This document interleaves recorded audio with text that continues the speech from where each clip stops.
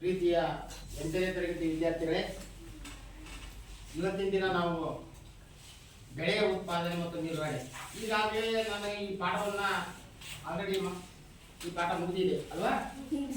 ಈಗ ವಿದ್ಯಾರ್ಥಿಗಳು ಈ ಪಾಠವನ್ನ ಚಟುವಟಿಕೆ ಮೂಲಕ ಮತ್ತು ಸೆಮಿನಾರ್ಗಳ ಮೂಲಕ ಮತ್ತೆ ನಿಮಗೆ ಯಾವ ಥರ ತೋರುತ್ತೋ ಆ ಥರ ಬಂದಿಲ್ಲೇ ನಾನು ಕರೀತೀನಿ.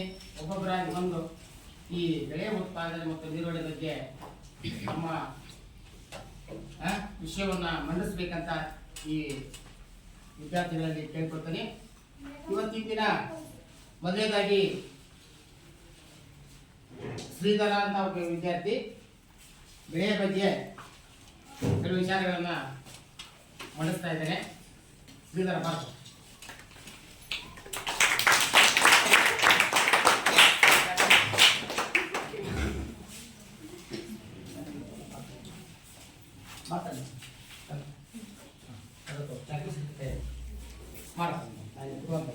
ಓಕೆ ಮಾಡ್ತೀವಿ. ಕೈ ಬಿಡ ಫ್ರೀ ಪಾಠ ಫ್ರೀ ಆಗಿ ಆರಾಮ. ನನ್ನ ಹೆಸರು ಶ್ರೀಧರ್. ನಾನು 8ನೇ ತರಗತಿಯಲ್ಲಿ ವಿಜ್ಞಾನ ಪಾಠದ ಬೆಳೆ ಮತ್ತು ಉತ್ಪಾದನೆ ನಿರ್ವಹಣೆ ಬಗ್ಗೆ ಅಧ್ಯಯನ ಮಾಡುತ್ತೇನೆ.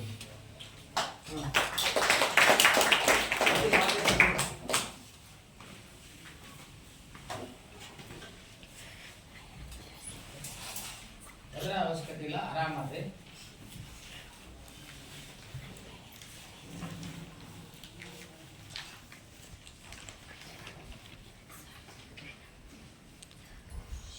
ಬೆಳೆಯ ಉತ್ಪಾದನೆ, ಬೆಳೆ ಮತ್ತು ಅಲ್ಲ, ಬೆಳೆಯ ಉತ್ಪಾದನೆ ಏನಾಗಲ್ಲ. ನೀವು ಬೆಳೆಯ ಉತ್ಪಾದನೆ ಬೆಳೆಯ ಎಲ್ಲಿ ಮಾಡಬಲ್ಲ ಯಾ ಬರೀ ಬೆಳೆಯ ಬೆಳೆಯ ಉತ್ಪಾದನೆ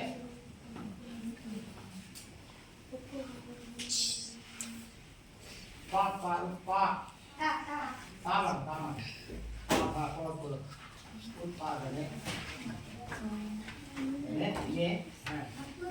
ಮತ್ತೆ ಮತ್ತು ನಿರ್ವಹಣೆ ಅಲ್ಲ, ನಿರ್ವಹಣೆ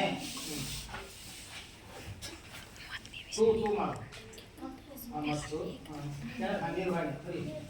ಮತ್ತೆ ಎಲ್ಲಿ ಬರೀ ಎದುರುಡ ಹಂಗಲ್ಲ, ವರ್ಕ್ ಆಟೋ ಸರಿ.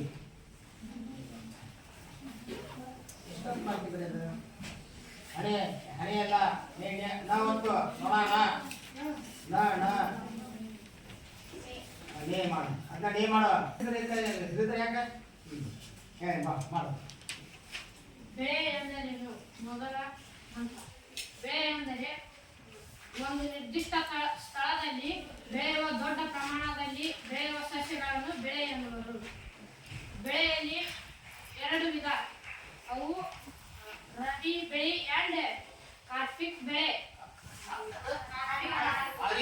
ಖಾರಿಫ್ ಬೆಳೆ. ಬೆಳೆ ಅಂದ್ರೆ ಏನು? ನೀರಿನ ಹೆಸರು ಕೇಳು. ಬೆಳೆ ಎಂದರೇನು? ರಬಿ ಬೆಳೆ ಎಂದರೆ ಅಂತ ಕೇಳವ. ಒಂದು ನಿರ್ದಿಷ್ಟ ಸ್ಥಳದಲ್ಲಿ ಒಂದೇ ಜಾತಿಯ ಬೆಳೆಯನ್ನು ದೊಡ್ಡ ಪ್ರಮಾಣದಲ್ಲಿ ಬೆಳೆಯೋದಕ್ಕೆ ಬೆಳೆ ಎನ್ನುವರು. ಸರಿ ಉತ್ತರ. ಅವು ಯಾವುವು? ಖಾರಿಫ್ ಬೆಳೆ, ರಬಿ ಬೆಳೆ. ಖಾರಿಫ್ ಬೆಳೆ, ಈಗ ಖಾರಿಫ್ ಬೆಳೆ ಅಂದ್ರೆ ಏನು? ರಬಿ ಬೆಳೆ ಅಂದ್ರೆ? ಖಾರಿಫ್ ಬೆಳೆ ಎಂದರೆ ಚಳಿಗಾಲದಲ್ಲಿ ಬೆಳೆಯುವ ಬೆಳೆಗಳನ್ನು ಖಾರಿಫ್ ಬೆಳೆ ಎನ್ನುವರು. ತಪ್ಪಾಗತ್ತೇನೆ. ಖಾರಿಫ್ ಬೆಳೆ ಅಂದ್ರೆ ಮಳೆಗಾಲದಲ್ಲಿ ಬೆಳೆಯುವ ಬೆಳೆಗಳಿಗೆ ಏನಂತ ಕರೀತಾರೆ? ಖಾರಿಫ್ ಬೆಳೆ. ಬೆಳೆ ಯಾವ ಮಳೆಗಾಲದಲ್ಲಿ ಬೆಳೆ? ಶೇಂಗಾ, ಮೆಕ್ಕೆಜೋಳ, ನಿಮ್ಮ ಹೊಲದಲ್ಲೆಲ್ಲ ಬೆಳೆದಲ್ಲ ಅದಲ್ಲ ನಾ ಹೇಳಿದ್ದಲ್ಲ. ತೊಗರಿ, ತೊಗರಿ ಅಲ್ಲ, ತೊಗರಿ ಅದು ಚಳಿಗಾಲದಲ್ಲಿ ಬೆಳೀತಾರೆ. ಈಗ ಆಯ್ತು ಮತ್ತೆ ಇತ್ಯಾದಿಗಳು. ರಬಿ ಬೆಳೆ ಎಂದರೇನು? ಚಳಿಗಾಲದಲ್ಲಿ ಬೆಳೆಯುವ ಬೆಳೆಗಳನ್ನು ರಬಿ ಬೆಳೆ ಎನ್ನುವರು. ಉದಾಹರಣೆ ಸೋಯಾಬೀನ್, ತೊಗರಿ, ಅಲಸಂದಿ, ಗೋಧಿ ಇತ್ಯಾದಿಗಳು. ಕಡಲೆ. ಹೇಳು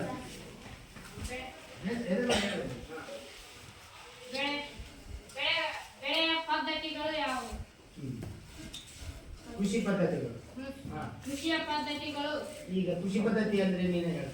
ಕೃಷಿ ಪದ್ಧತಿ ಒಬ್ಬ ರೈತನು ಒಂದು ಬೆಳೆಯನ್ನು ಬೆಳೆಯನ್ನು ಬೆಳೆಯುವುದಕ್ಕೆ ಅನೇಕ ಚಟುವಟಿಕೆಗಳನ್ನು ಸೇರುವುದಕ್ಕೆ ಹೊಂದಿಕೊಳ್ಳುತ್ತಾನೆ. ಇಂತಹ ಚಟುವಟಿಕೆಗಳಿಗೆ ಕೃಷಿ ಪದ್ಧತಿ ಎನ್ನುವರು.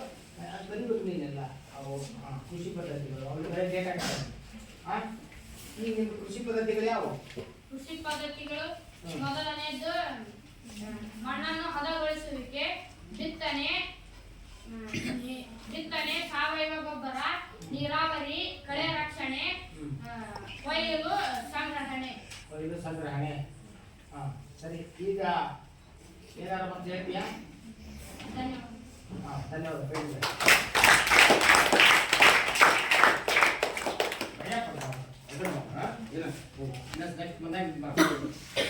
ಕೃಷಿ ಪದ್ಧತಿಗಳದಾವಲ್ಲ, ರೈತರು ಬೆಳೆಯನ್ನ ಬೆಳೆಯುವುದಕ್ಕಾಗಿ ಅನೇಕ ಚಟುವಟಿಕೆಗಳನ್ನು ಅನುಸರಿಸುತ್ತಾರೆ. ಆ ಚಟುವಟಿಕೆಗಳಿಗೆ ಏನಂತ ಕರೀತಾರೆ? ಆ ಕೃಷಿ ಪದ್ಧತಿಯಲ್ಲಿ ಇವನು ತಗೊಂಡ್ಕೊಟ್ಟಂತ ವಿಷಯ ಅಂತ ಕೇಳಿದ್ರೆ ನೀರಾವರಿ. ಕೈ ಕಟ್ಬೇಡ, ನೀರಾವರಿ ಮತ್ತೆ ಧೈರ್ಯವಾಗಿ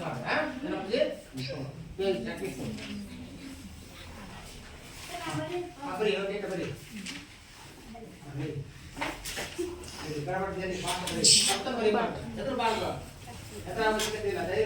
ಮಾಡಿ.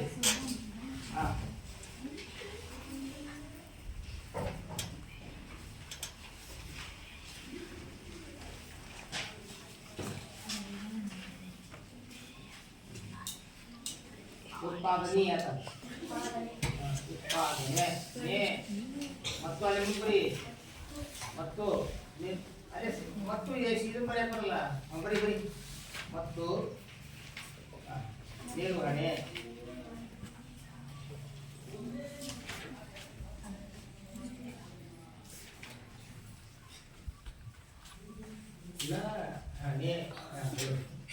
ಅದರಲ್ಲೇ ಮಾಡ. ಈಗ ಯಾವ ಪಾಠ ಯಾವ ವಿಷಯ ಬೇಕು ಬರೀತೀನಿ ಮಾಡ್ತೀನಿ. ಈಗ ಹೆಸರು ಏನಿಲ್ಲ, ನೀವು ಮಾಡ್ತೀಯ. ನೀವೊಂದು ದೀರ್ಘ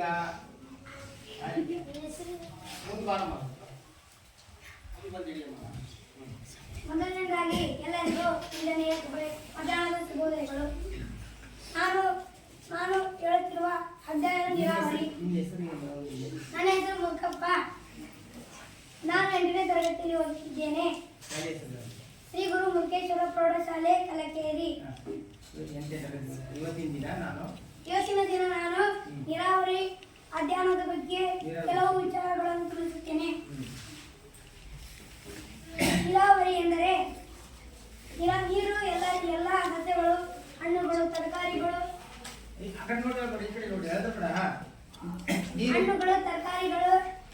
ಸಸ್ಯಗಳಿಗೆ ನೀರು ಮೂಲ ಅತಿ ಮುಖ್ಯವಾದದ್ದು.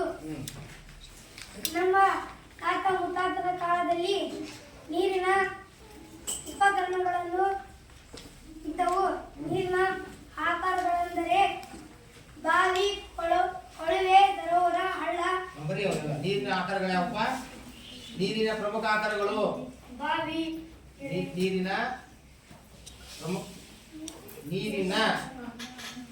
ನೀರಿನ ಪ್ರಮುಖ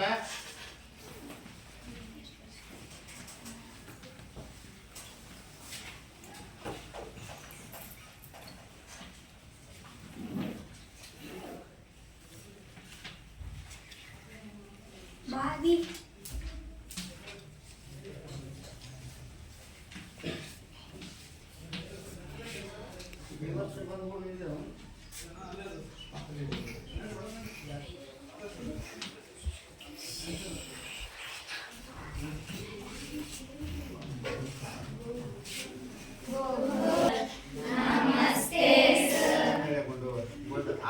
ಸ್ಪೆಲ್ಲಿಂಗ್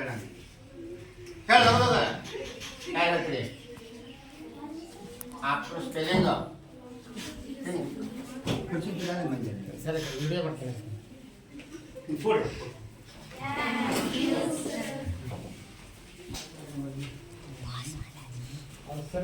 ಸರಿ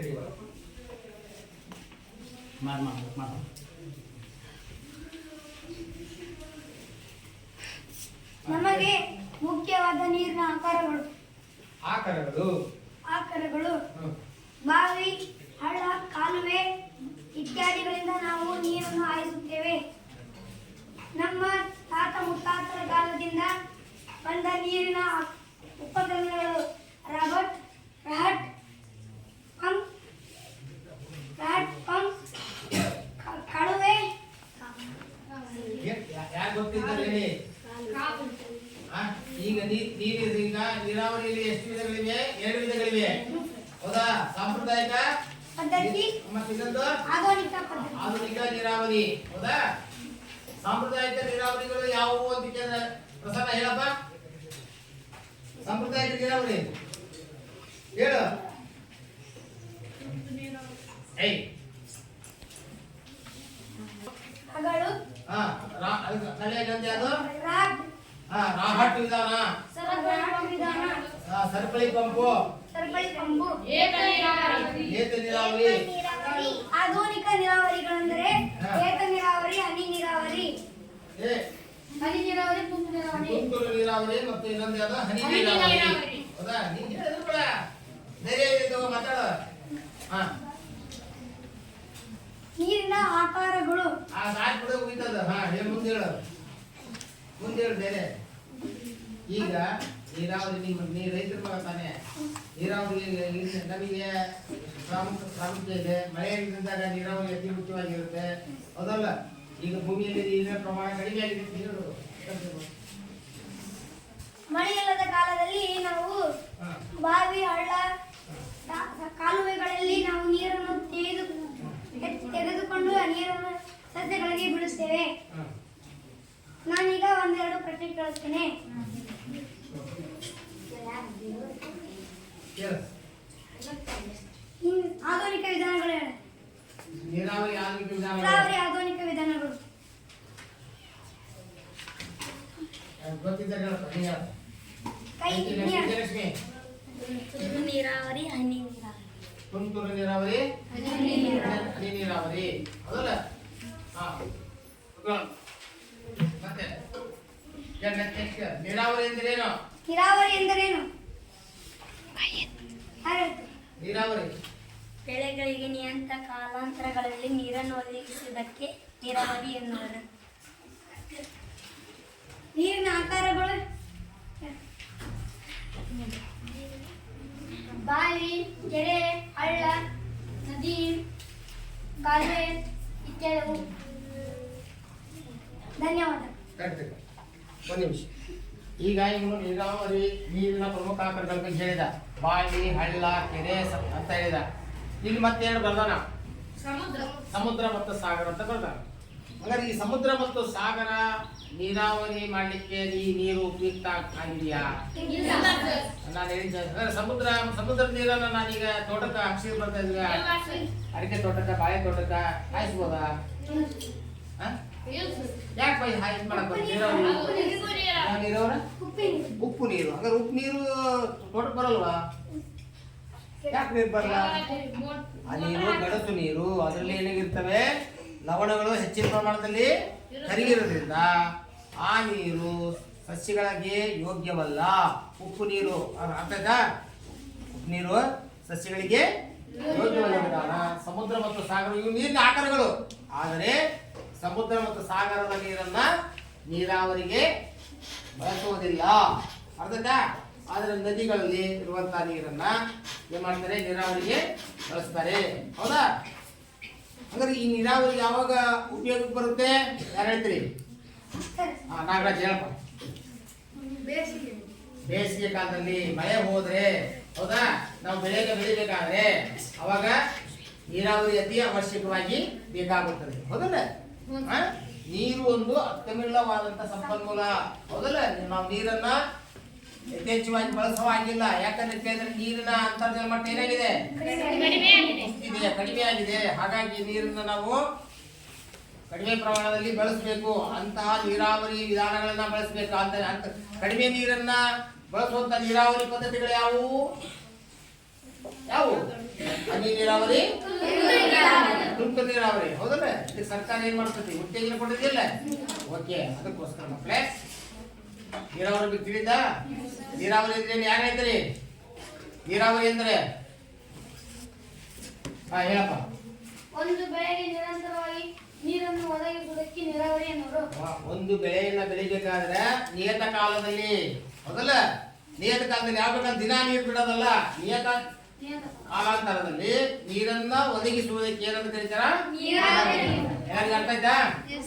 ಓಕೆ, ನೆಕ್ಸ್ಟ್ ಇದು ಮಾಡುವಾಗ ಇನ್ನೊಂದ್ಸಲ ಧೈರ್ಯವಾಗಿ ಮಾತಾಡ್ಬೇಕಾ? ಹೆದರ್ಬಾರ್ದು.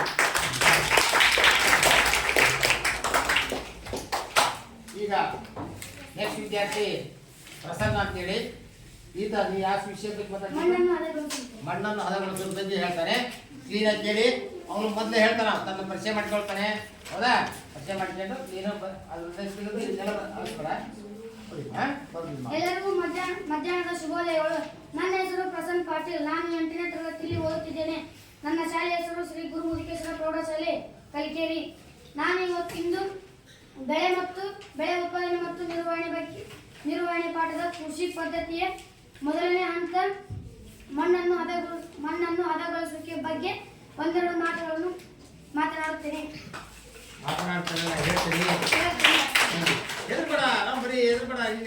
ಮಾಮೂಲಿಯಾಗಿ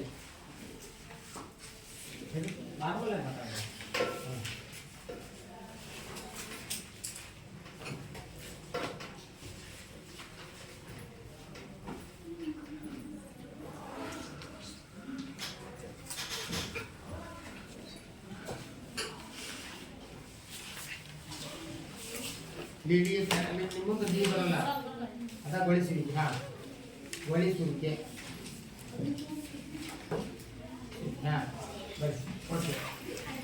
ಹೇಳಿ ಆರಾಮ್ ಚಾಟಿಸ್ತಾ ಇರ್ತಾ ಮಣ್ಣನ್ನು ಹದಗೊಳಿಸುವಿಕೆ ಕೃಷಿ ಪದ್ಧತಿಯ ಮೊದಲನೇ ಹಂತವಾಗಿದೆ.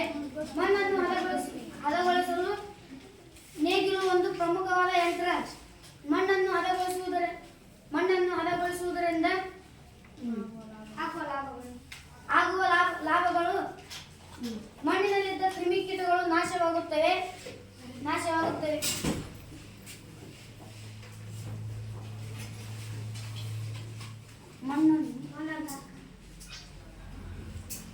ಮಣ್ಣಿನಲ್ಲಿರುವ ಕ್ರಿಮಿಕೀಟಗಳು, ಮಣ್ಣಿನಲ್ಲಿರುವ ಬರೀ ಕರೆಕ್ಟ್ ನಲ್ಲಿರುವ ಕರೆಕ್ಟ್ ಐತಿಗ ಮಣ್ಣಿನ ಒಟ್ಟಿಗೆಲ್ಲ ಮತ್ತೆ ಬರ್ತಾ ಕಾಣ್ಬಿಡ್ತೀಯ. ಎದುರ್ತಿರಪ್ಪ ನೀವಲ್ಲ. ಮಣ್ಣಿನಲ್ಲಿರುವ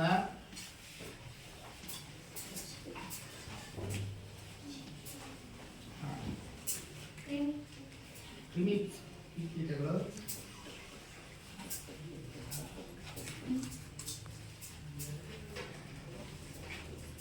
ಈ ಮುಂದೆ ಬರೀ ಕೀಟಗಳು ನಾಶವಾಗುತ್ತವೆ. ಶಾರ್ಟ್ಕಟ್ಟೇ ಬರೀಬೇಕು. ಕ್ರಿಮಿಕೀಟಗಳು ನಾಶವಾಗುತ್ತವೆ.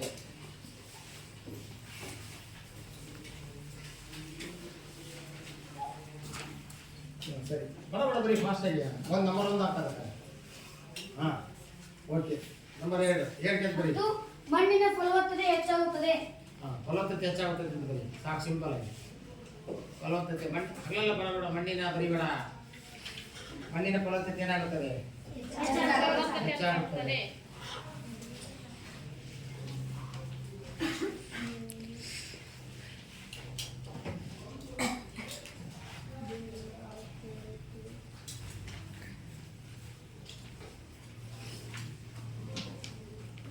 ಮತ್ತು ಬೇರು ಆಳಕ್ಕೆ ಇಳಿಯುತ್ತದೆ.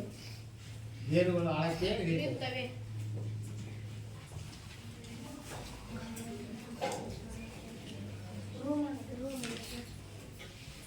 ಬೇರುಗಳು ಆಳಕ್ಕೆ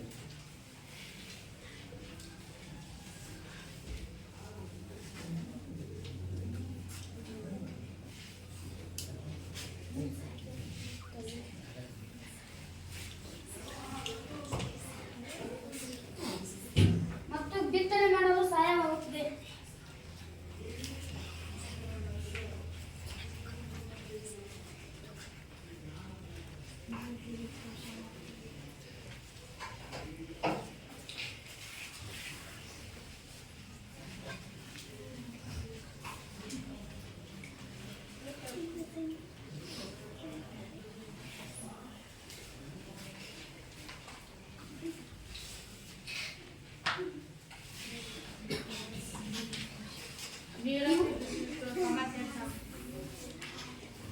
ಹಾ ಈ ಕಡೆ ಬರೀ, ಈ ಕಡೆ ಬರೀ, ಈ ಕಡೆ.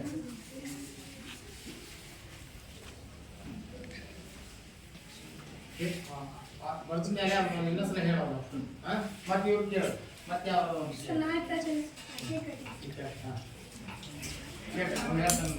ನೀವು ಕೆಲವು ಪ್ರಶ್ನೆಗಳನ್ನು ಕೇಳು.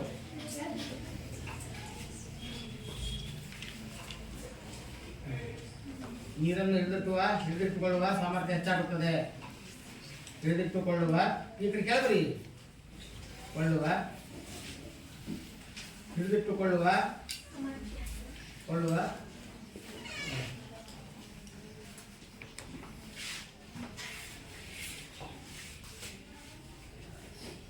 ಸಾಮರ್ಥ್ಯ ದೊಡ್ಡ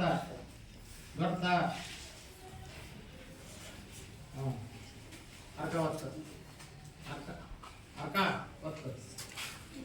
ಸಾಮರ್ಥ್ಯ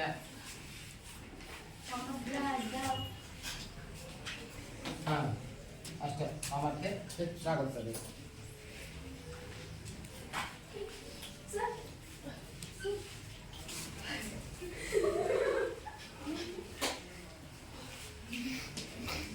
ಇವುಗಳು ಮಣ್ಣನ್ನು ಹದಗೊಳಿಸುವಿಕೆಯಿಂದ ಆಗುವ ಲಾಭಗಳು. ಮಣ್ಣಿನಲ್ಲಿರುವ ಕ್ರಿಮಿಕೀಟಗಳು ನಾಶವಾಗುತ್ತವೆ. ಮಣ್ಣಿನ ಫಲವತ್ತತೆ ಹೆಚ್ಚಾಗುತ್ತದೆ. ಬೇರುಗಳು ಆಳಕ್ಕೆ ಇಳಿಯುತ್ತವೆ. ಬಿತ್ತನೆ ಮಾಡಲು ಸಹಾಯವಾಗುತ್ತದೆ. ಬೇರು ನೀರನ್ನು ಹಿಡಿದಿಟ್ಟುಕೊಳ್ಳುವ ಸಾಮರ್ಥ್ಯ ಹೆಚ್ಚಾಗುತ್ತದೆ. ಮಣ್ಣನ್ನು ಹದಗೊಳಿಸಲಿಲ್ಲ ಅಂದ್ರೆ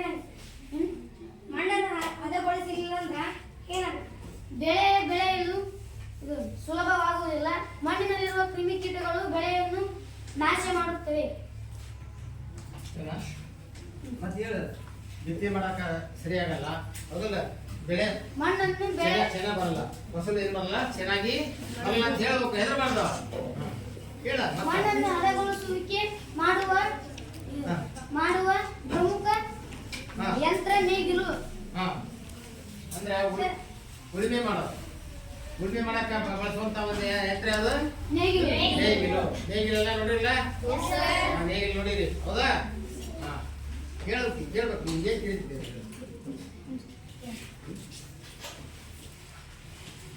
ಈಗ ಒಂದು ಪ್ರಶ್ನೆ ಕೇಳ್ತೀನಿ, ಹೇಳ್ರೆ? ನೀನ್ ಕೇಳಿ, ನಿನ್ಗೆ ಏನ್ ತಿಳಿತಿ ಕೇಳ. ಮಣ್ಣನ್ನು ಹದಗೊಳಿಸುವಿಕೆಯಿಂದ ಆಗುವ ಲಾಭಗಳು ಯಾವುವು? ಮಣ್ಣಿನಲ್ಲಿರುವ ಕ್ರಿಮಿಕೀಟಗಳು ನಾಶವಾಗುತ್ತವೆ. ಬಿತ್ತನೆ ಮಾಡಲು ಸಹಾಯವಾಗುತ್ತದೆ. ಬೇರುಗಳು ಬೇರು ನೀರನ್ನು ಹಿಡಿದಿಟ್ಟುಕೊಳ್ಳುವ ಸಾಮರ್ಥ್ಯ ಹೆಚ್ಚಾಗುತ್ತದೆ. ಇಷ್ಟು ಹೇಳಿ ನನ್ನ 2 ಮಾತುಗಳನ್ನು ಮುಗಿಸುತ್ತೇನೆ.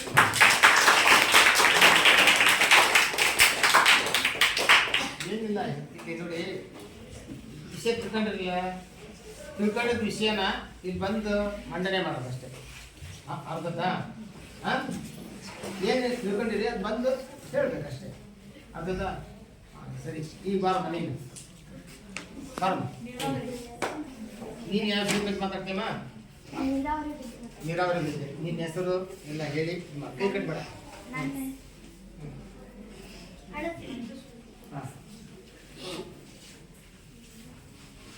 ನಿಮ್ಮ ಹೆಸರು ಹೇಳಿ, ಶಾಲೆ ಹೆಸರು ಹೇಳಿ.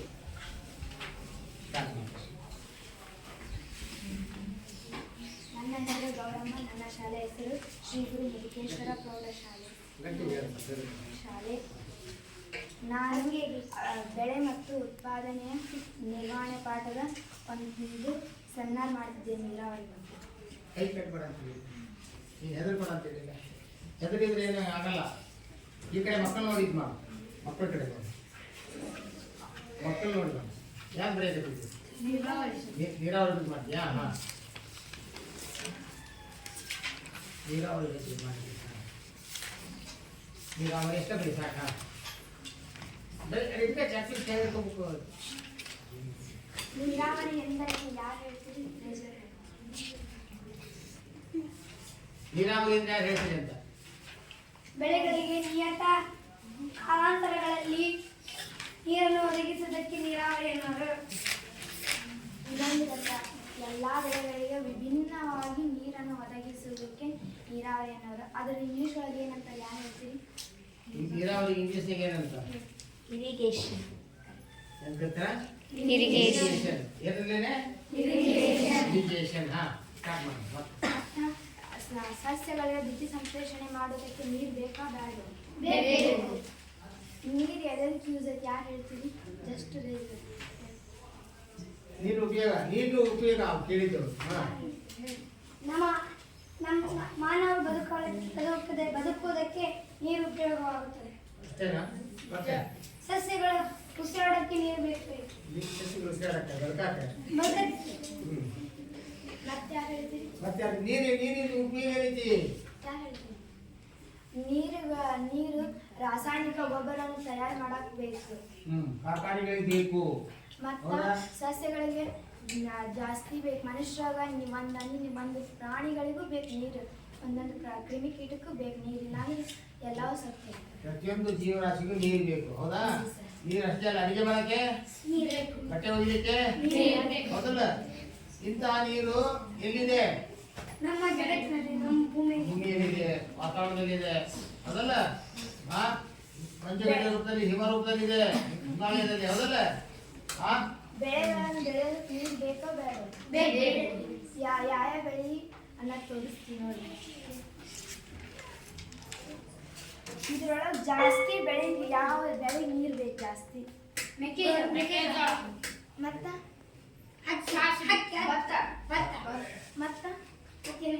ರಾಗಿ. ಇದ್ರೊಳಗೆ ಜಾಸ್ತಿ ನೀರು ಯಾವುದಕ್ಕೆ ಬೇಡ? ಕಡ್ಲೆ. ಇದಕ್ಕೆ ಕರೆ ಕಡ್ಲಿಗೆ ಇದಕ್ಕೂ ಸ್ವಲ್ಪ ಬೇಡ. ಜಾಸ್ತಿ ನೀರು ಹಾಕಿದ್ರೆ ಇದು ಕೆಟ್ಟ ಹೋಗುತ್ತೆ. ಕಡ್ಲಿಗೆ ಜಾಸ್ತಿ ನೀರು ಹಾಕಿದ್ರೆ ಕೆಟ್ಟ ಹೋಗುತ್ತೆ ಕಡ್ಲಿನ. ಅದಕ್ಕೆ ಇವಕ್ಕ ಸ್ವಲ್ಪ ಪ್ರಮಾಣದಾಗ ಮಾತ್ರ ನೀರು ಹಾಕ್ಬೇಕು.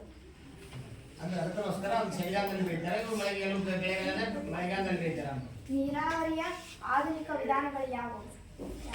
ಹನಿ ನೀರಾವರಿ, ತುಂತುರು ನೀರಾವರಿ. ಹನಿ ನೀರಾವರಿ ಎಂದರೆ ಯಾರು ಹೇಳ್ತೀರಿ?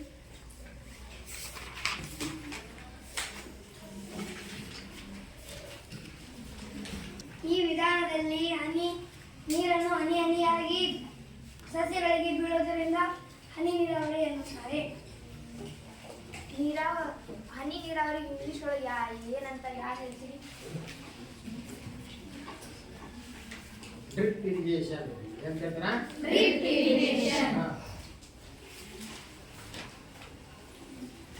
ತುಂತುರು ನೀರಾವರಿ ಬಗ್ಗೆ ನೀನ ಹೇಳ್ಬಿಡಿ.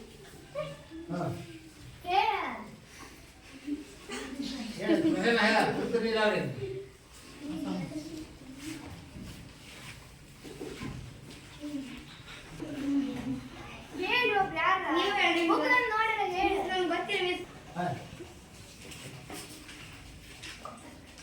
ತುಂತುರು ನೀರಾವರಿ ಎಂದರೆ ತುದಿಯಲ್ಲಿ ತಿರುಗುವ ನಳಿಕೆಯನ್ನು ಹೊಂದಿರುವ ಕೊಳವೆಗಳ ಮೂಲಕ ನೀರನ್ನು ಅಂತರಗಳಲ್ಲಿ ಲಂಬವಾಗಿ ನಿಲ್ಲಿಸುವಂತೆ ಜೋಡಿಸುತ್ತಾರೆ. ಇದನ್ನು ತುಂತುರು ನೀರಾವರಿ ಎನ್ನುವುದು. ನೀರಾವರಿಯ ವಿಧಾನಗಳು ಯಾವುವು ಯಾರು ಹೇಳ್ತೀರಿ? ಹಗಲು, ಸರಪಳಿ ಪಂಪ್, ಏತ ನೀರಾವರಿ, ಹಟ್. ಏತ ನೀರಾವರಿ ಅಂದ್ರೆ ಯಾರು ಹೇಳ್ತೀರಿ? ಏತ ನೀರಾವರಿ ಅಂದ್ರೆ ಬಾವಿ ಒಳಗೆ ಇರುತ್ತದನ್ನ ನಾವು ಎತ್ತಿನಿಂದ ಅಲ್ಲಿ ನಾವು ಒಂದು ಸಂಪನ್ಮೂಲದಿಂದ ಎತ್ತಿ ಹೊಲಕ್ಕೆ ಹಾಸುವುದಕ್ಕೆ ಏತ ನೀರಾವರಿ ಕರೆಯುತ್ತಾರೆ. ಇಷ್ಟನ್ನು ಹೇಳಿ ನನ್ನ ಎರಡು ಮಾತನ್ನು